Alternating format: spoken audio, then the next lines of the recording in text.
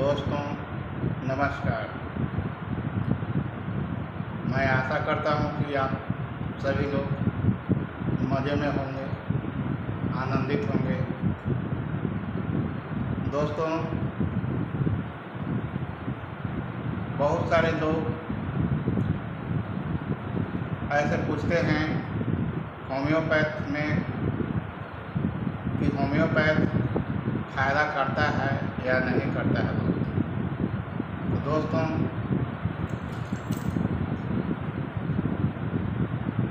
फ़ायदा तब करेगी जब लोग सेवन करेंगे, और सेवन ही नहीं करेंगे दोस्तों तो फ़ायदा कहाँ करेंगे। यदि होम्योपैथ से दूर भागते चले जाएंगे तो ऐसी स्थिति में क्या फ़ायदा हो। आज एलोपैथ पर लोग विश्वास क्यों करते हैं? क्योंकि कुछ होता है पहले एलोपैथी यूज करते हैं और होम्योपैथ के बारे में कुछ भी जानकारी न रहने के कारण उसे यूज ही नहीं कर पाते हैं। दोस्तों, तो जानकारी के लिए, समाज में जागरूकता लाने के लिए हम वीडियो दवा के बारे में ही, होम्योपैथ मेडिसिन के बारे में अच्छे नॉलेज देने का काम करते हैं, ताकि इससे जागरूकता व ज्ञान का प्रचार प्रसार आगे बढ़े और लोग जानने के बाद पहले जानेंगे तभी यूज करेंगे। तो होम्योपैथ में एक कैम्फर नाम की एक दवा है, तो इसी के बारे में आपको मैं बताने जा रहा हूँ। कैम्फर जो है, कैम्फर कहा जाता है कपूर, इसे कपूर आप जानते हैं। इससे बहुत अधिक श्लेष्मा निकलता है, पीत, प्यास और भीतरी ताप घट जाता है और मुंह का बेस्वादपन आ जाना, कोई स्वाद ही नहीं मिलता है। दोस्तों, यह हैजा तथा अन्य बीमारियों की अवस्था में यह दवा उपयुक्त व श्रेष्ठ दवा है। साधारणतया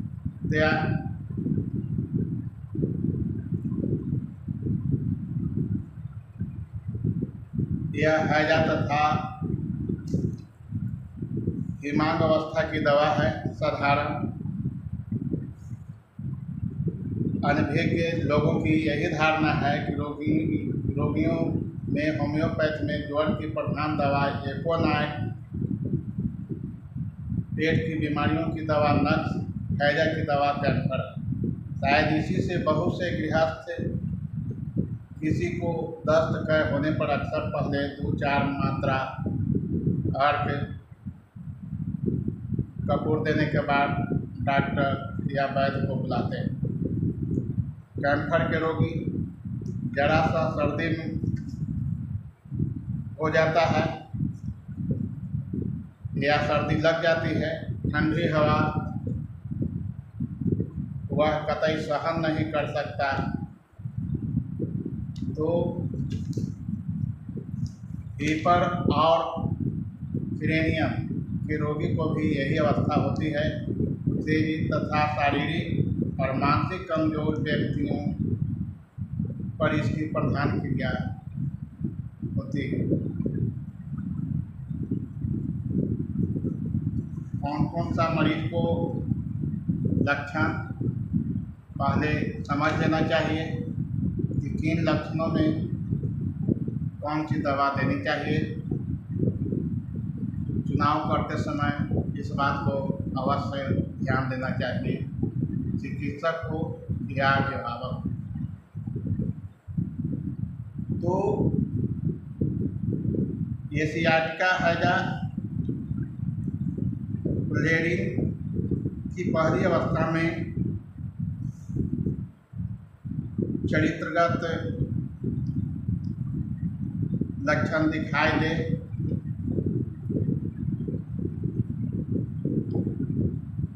फ्लोरीन की पहली अवस्था में बहुत देर तक रहने वाला प्रचंड जाड़ा लगे फीवर में, वैसी स्थिति में कैम्फर का चुनाव करना चाहिए, याद करनी चाहिए।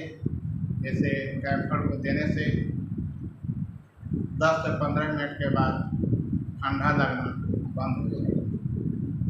और मामूली सा बात है कि फीवर में जाड़ा लगता है, और जाड़ा का मतलब है कि कितना भी वह जाड़ा इतना व्याप्त करती है कि कितना भी उसे ओढ़ना दिया जाए, लाद दिया जाए, फिर भी वो जाड़ा नहीं जाता है, असहनीय ठंड लगती है। वैसी स्थिति में कैम्फर 30 नंबर 200 नंबर का दवा का चुनाव करनी चाहिए। एडल्ट में 200 नंबर का 4 सुबह शाम देना चाहिए, और 4-5 दिन तक लगातार दे दें, ताकि रोगी जो है रोग से निजात मिल सके।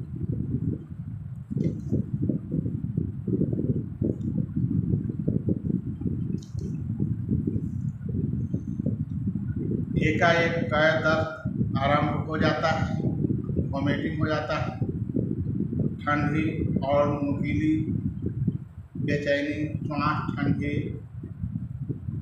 तो वहाँ पर बेरेट्रम जैट्रोफा देना चाहिए।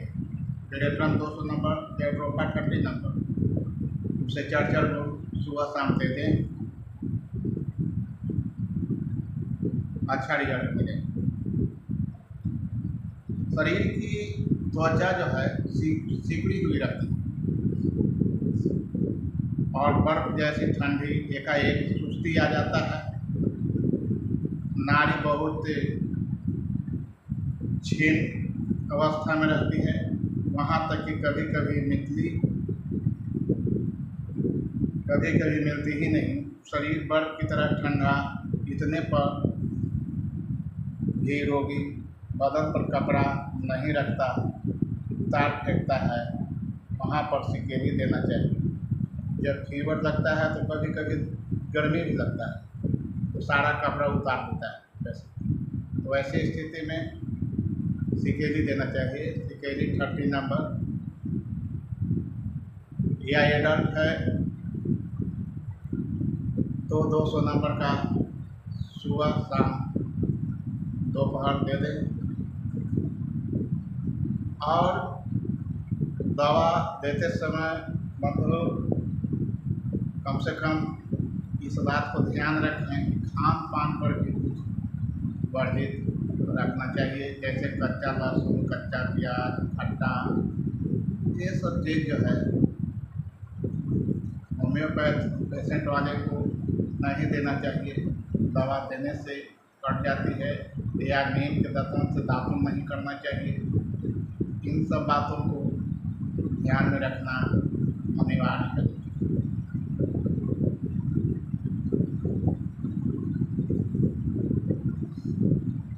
जीभ ठंडी, बुलबुली, जीभ ठंडी, थुलथुली और कांपती,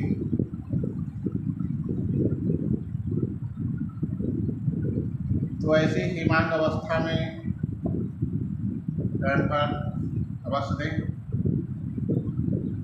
हैजा किसी को हो गया है, कॉलरा है, तो हैजा में कैम्फर स्वस्थ काम करती है। हैजा में कैम्फर का व्यवहार करते समय पहले यह समझ लेना जरूरी है कि किस तरह का वेराइटी हैजा है, किस प्रकार की हैजा है। कभी कैम्फर का व्यवहार न करना चाहिए, आक्षेप प्रधान हैजा में स्पाजमोडिक वेराइटी रहता है तो उसमें कैम्फर अवश्य दें। जिसमें पहले से ही श्वास लेने और छोड़ने में तकलीफ यदि हो रही हो, जिस सिर में चक्कर देता हो, कान में आवाज़ें आ रही है, ऊपरी पेट में दर्द रहता है, कीर्तपिंड और नाड़ी बहुत जोर जोर से धड़ धड़ चला करती है, तो कैम्फर स्नायु वैसो मोटर स्नायु में उत्तेजना पैदा करता है। उस उत्तेजना की वजह से ही सब शिराओं में, सभी भेन में, सभी नसों में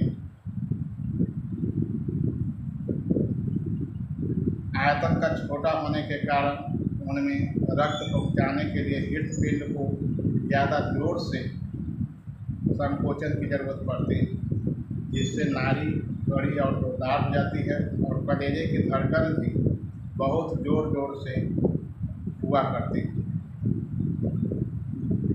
इसके सिवा तो एक बार दस्त कय होकर भी अगर समूचा शरीर ठंडा और नीला हो जाए, नाड़ी जोर जोर से चलने लगे, तो रोगी बहुत छटपटाता हो, रोगी हर वक्त हवा खाने की इच्छा प्रकट करता हो। इन लक्षणों में भी कैम्फर अत्यधिक फायदा करती है।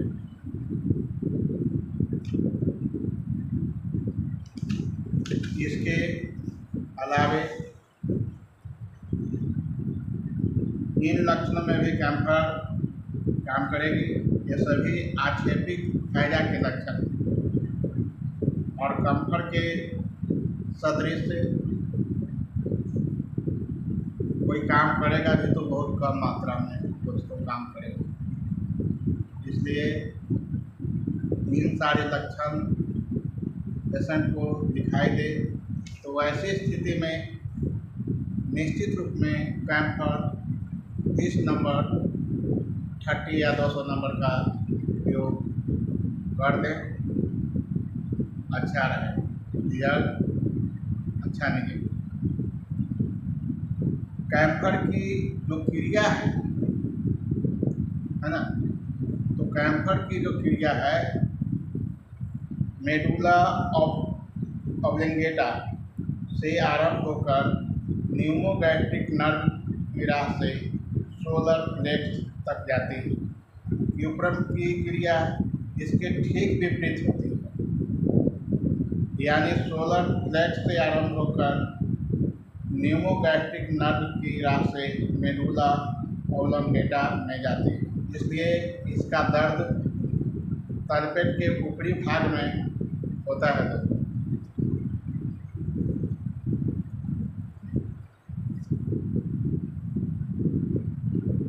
इन रोगी के अलावा, इन लक्षणों के अलावा पैरालाइटिक किसी को मार दिया है,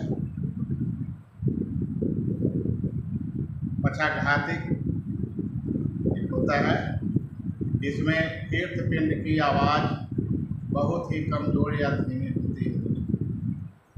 बिल्कुल धीमा लगेगा कि बहुत इमरजेंसी हालत में नब्ज को यदि पकड़ा गया तो बहुत धीमा धीमा चलते रहता है। तो ऐसी स्थिति में कैम्फर अवश्य लें। यहाँ तक कि कभी कभी सुन भी नहीं पड़ती, सुनाई भी नहीं पड़ती, वैसी स्थिति में कैम्फर दें। जहाँ ऐसा दिखाई दे रोग एकाएक बढ़ गया है और खाना परिमाण में थोड़ा होता है, थोड़ा होता है, उल्टी होता है, वैसी स्थिति में दोस्तों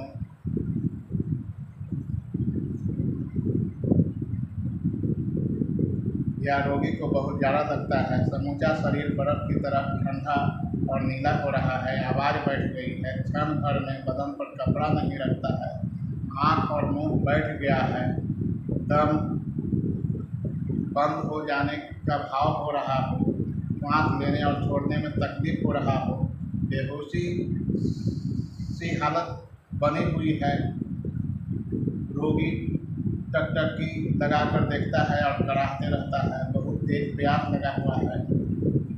दोस्तों, कभी कभी प्यास नहीं भी रहती है, पेशाब बंद हो जाता है, पैर की पोटली तथा अन्यत्र पेशियों में ऐंठन, हृदपिंड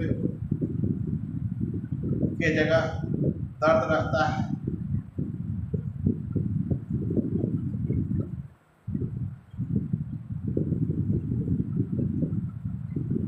चावल धोए पानी की तरह सफ़ेद दस्त और कभी बिना रंग के दस्त होता है।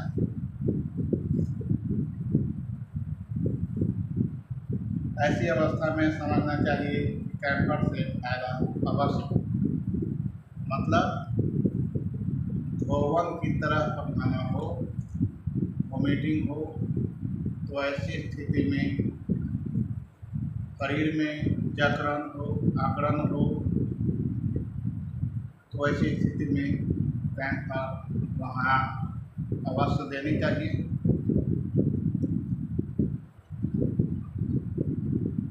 और 2-4 मात्रा कैंसर से फायदा न होने पर, पसीना ज़्यादा आने पर क्यूप्रम, इसके अतिरिक्त कैंसर के अलावे यदि रिजल्ट अच्छा न मिले तो क्यूप्रम मेटालिकम दीजिए और कार्बोनिकम, रिसिनस, आर्सेनिक आदि दवाएं लक्षण के अनुसार प्रयोग करनी चाहिए। कैंसर पतन और हिमांग दोनों ही अवस्थाओं में लाभदायक। पूर्ण विकासावस्था में अगर अन्यत्र दवाएं ज़्यादा दी गई हो तो वैसी अवस्था में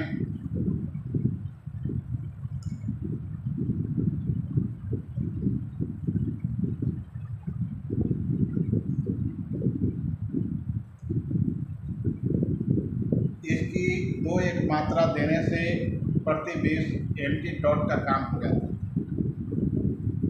कैंसर आर्सेनिक हाइड्रोसियानिक एसिड से नाड़ी का वेग बढ़ता है।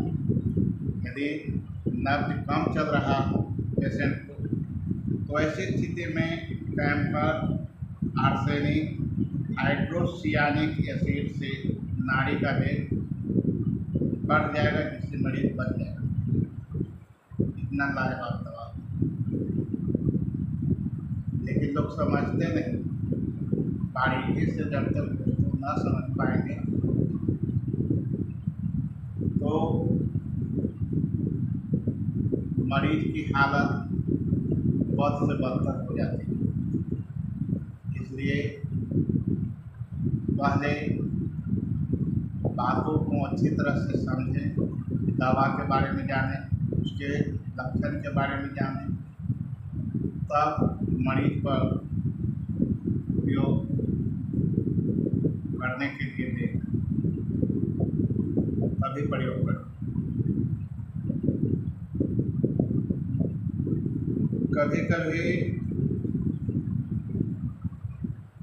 कलेजे की चाल जो है बहुत धीमा हो जाता है।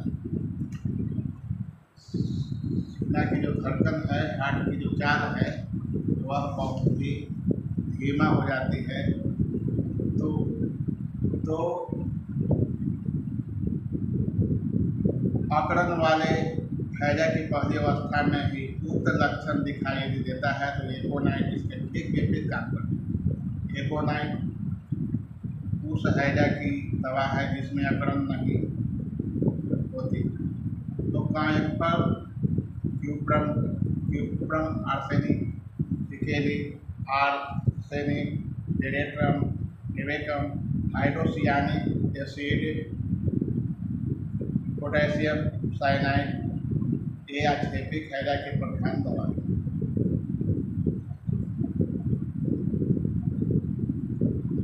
एशियाटिक कोलेरा की पहली अवस्था में जब कई दस्त नहीं होते हैं, हैजा का विष कई दस्त के राह से न निकलकर स्नायु मंडल पर अपना प्रभाव पहुंचाता है। समूचा शरीर बर्फ की तरह ठंडा, शरीर सूखा या कमजोर करने वाले रसदार ठंडे पसीने से तर हो जाता है। जीभ ठंडी कलेजे की आवाज़ बैठ जाती है। तब कैम्फर के प्रयोग से बहुत जल्द प्रक्रिया आरंभ हो जाती है। और बच्चों की जब हैजा हो, तब जब बच्चों की हैजा हो तो एकाएक रोग का आक्रमण हो जाए और कई दस्त होने लगे, तो देखते देखते जब बच्चा कमज़ोर होना शुरू हो जाए और ठंडा लगने लगे, तो यह दवा कैम्फर अवश्य करें। मतलब मरीज को ठंडा जब लगता है तब भी देना चाहिए, या कभी हो रहा है तब भी देना चाहिए।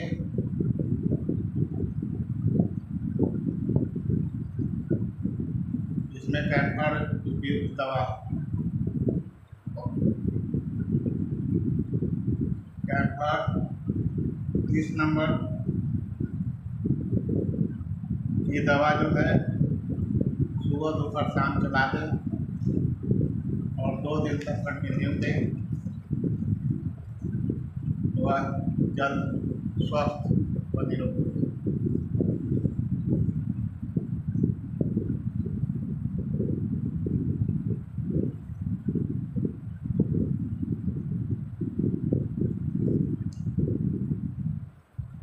नाक से यदि लगातार खून गिरता है, इसकी वजह से रोगी बहुत कमज़ोर हो जाता है। इसको नक्सीर कहा जाता है। नाक से खून गिरे उसे क्या कहते हैं? नक्सीर, है ना। नाक के माध्यम से ब्लड का रिसाव हो जाता है, जिससे कि मरीज घबरा जाती। वैसी अवस्था में कमज़ोर हो जाना स्वाभाविक बात है। डिप्थीरिया के रोगी नाक से खून निकलता रहे और सारा शरीर ठंडा होकर शीत आ जाए, तो कैम्फर से लाभ अवश्य। ऐसे रक्तस्राव में प्रोटेलस फायदा करते हैं। प्रोटेलस 30 नंबर सुबह दोपहर शाम। मर्क्यूरस सियानेटस, ये भी होम्योपैथी मेडिसिन है। ये भी 200 नंबर का सुबह शाम अवश्य दें। मर्क्यूरस सियानेटस जो है डिप्थीरिया की महाऔषध। खसरा और चेचक, किसी तरह की गोटियां बैठकर या एकाएक सर्दी या चोट लगकर ठंडा आ जाए रोगी को, तो कैम्फर उपयोगी दवा है। ट्यूबरकुलोसिस, न्यूमोनिया इत्यादि कोई भी बीमारी क्यों न हो, यदि उसमें ऐसा दिखाई दे, रोगी को ठंडा लगे, तो कैम्फर दे। रोग की चरम अवस्था में एकाएक हिमाम हो रहा हो और उसके साथ ही भीतर दाह रहता है, पेट में डरडरापन रहता है, रोगी बदन पर कपड़ा नहीं रखता, यह लक्षण स्पष्ट रहे, तो कैम्फर के प्रयोग से फायदा हुए बिना ही नहीं रह सकता। इन्फ्लुएंजा ज्वर में कैम्फर फायदेमंद है। सर्दी का बुखार और जुकाम, सर्दी बुखार और जुकाम, इस तरह से परेशानी यदि आता है, एकाएक ठंड लगकर सर्दी हो जाता है, खांसी हो जाती है, हरारत रहता है तथा जाड़ा लगातार बनी रहती है, छींक आता है, बदन में भयानक प्रचंड मात्रा में दर्द रहता है तो पूरा शरीर में कंपी रहता है, तो सिर में दर्द रहता है। तो वैसी स्थिति में कैम्फर 4-5 बूंद की मात्रा में 2-3 बार सेवन करने से बीमारी की तकलीफ पूर्ण रूप से घट जाएगी।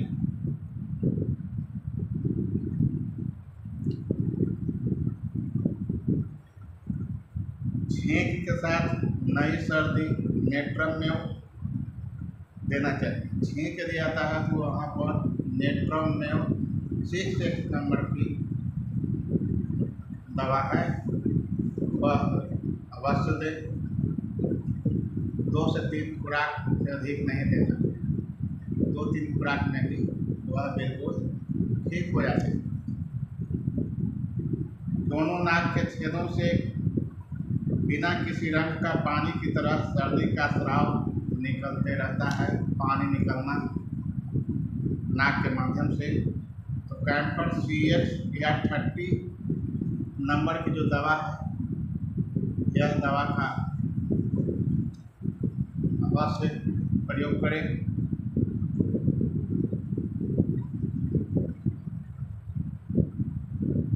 किन्हीं व्यक्ति को टाइफाइड फीवर होता है ना। टाइफाइड फीवर में ऐसा होता है कि फीवर तो आता है, फीवर 100 डिग्री से ऊपर रहेगा और लगातार कंटिन्यू बना हुआ रहता है। 100, 102, 103, 104 तक पहुँच जाता है, मगज पर फीवर तक चला जाता है। तो वैसी स्थिति में टाइफाइड फीवर में भी आपको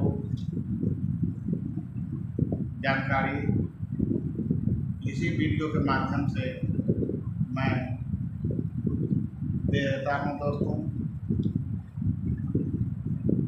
बताने से पहले एक बार अवश्य ध्यान दें कि वीडियो को आप लोग देख रहे हैं तो कमेंट, शेयर, लाइक, सब्सक्राइब अवश्य करें, क्योंकि अच्छी मैं समझता हूँ कि अच्छा सा ज्ञान आपको पहुँचा दूँ।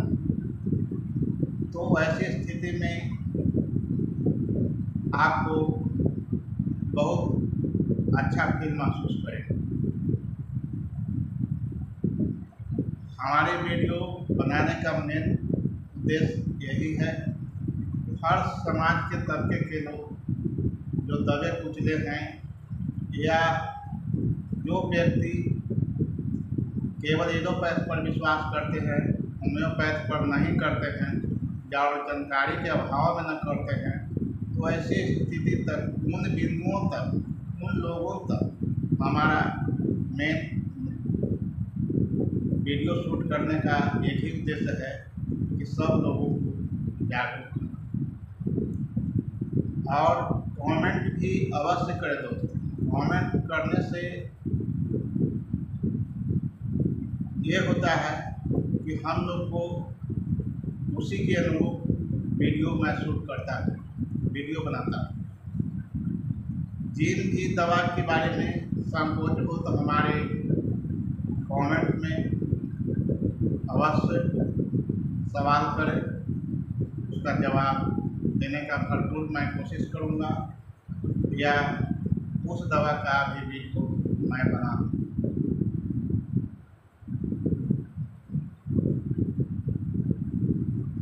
हाँ, आपको मैं बताने जा रहा था टाइफाइड फीवर के बारे में। तो टाइफाइड में क्या होता है कि बहुत जोर से जाड़ा लगता है, रोगी को बहुत जोरों से जाड़ा लगता है,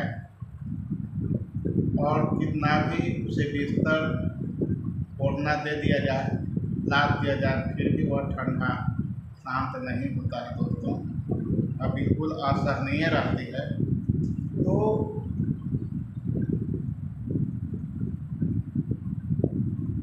हाथ पैर बिल्कुल आग की तरह गर्म, माथा छूने से आग की तरह गर्म, पैर छूने से आग की तरह फीका हुआ महसूस होना।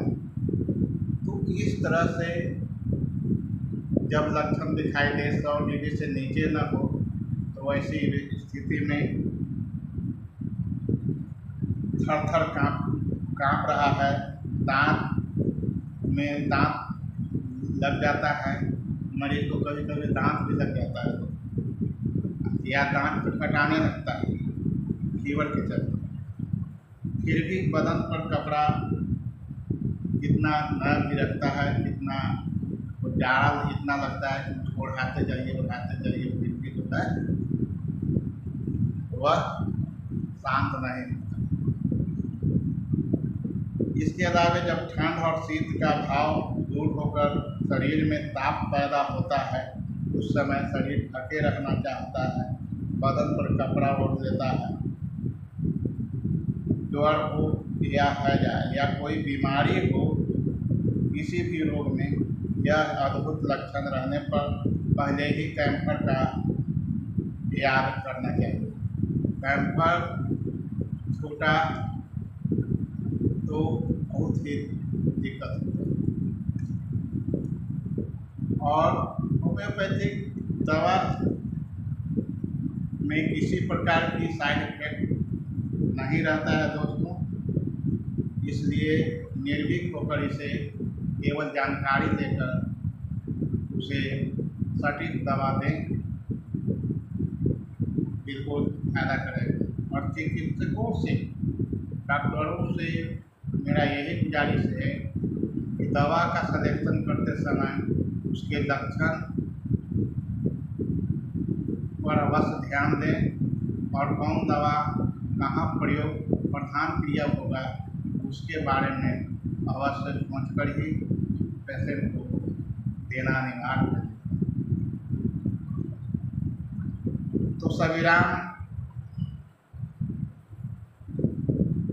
ज्वर की जो शीत अवस्था होती है, बहुत देर तक ठहरने वाला जाड़ा होता है, जबकि रोगी शरीर पर वस्त्र नहीं रखता, ठंडी हवा की इच्छा करता है, शरीर के भीतर जलन रहती है, आँख और मुंह बैठ जाता है, उतापावस्था में शरीर पर कपड़ा ओढ़ना पड़ता है, उताप बहुत देर तक ही रहता है, पसीने वाली अवस्था में खूब पसीना होता है, रोगी कमजोर हो जाता है, किसी अवस्था में प्यास नहीं रहती।